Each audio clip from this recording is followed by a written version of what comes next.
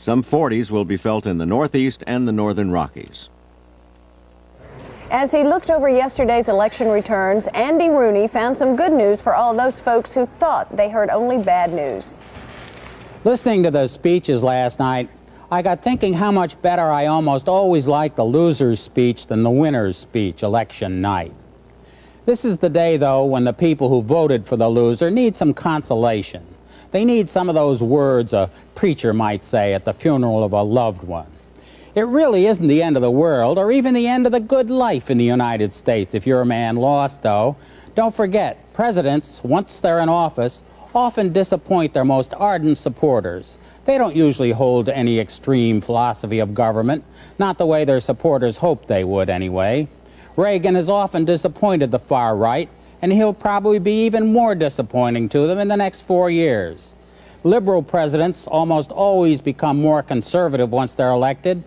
Conservative presidents almost always become more liberal. It even happened to Richard Nixon. The other reason it isn't a matter of life and death who won is that our country doesn't depend totally on its government for what it is or where it's going. Congress, business, labor unions, doctors, lawyers, our judicial system, universities, even our news organizations have a power of their own that's independent of our president. Even culture has a power of its own in the United States. The president doesn't control what anyone writes or paints or plays on the piano here.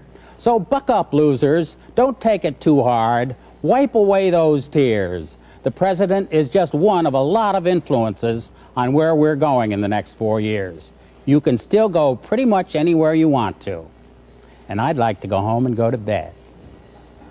There are a lot of people, I'm sure Bill Moyers would like to go home and go to bed. Election 84 thoughts from Andy Rooney. What about those thoughts from Andy Rooney and the president? Well, he said rightly that there are a lot of people out there who influence the public agenda and shape America beyond politics, and that's fortunate. We have a private sector and private lives which in the long run are more important than politics. But you must never underestimate the power of a president to communicate and to set the agenda. Teddy Roosevelt called it the bully pulpit. Franklin Roosevelt proved beyond any doubt that the man who commands the English language and sends it marching in the purpose of his cause is the man who's going to come out on top. And Ronald Reagan seized the language of affirmative and celebratory politics, talked about making America strong and feeling good again, and he spoke to the heartstrings of the country, to the majority of the country, in a way that you must never underestimate is a key. Dwight Eisenhower said, morale is the best thing to win a war that an army can have, and that's true in politics too, and it's true for a nation.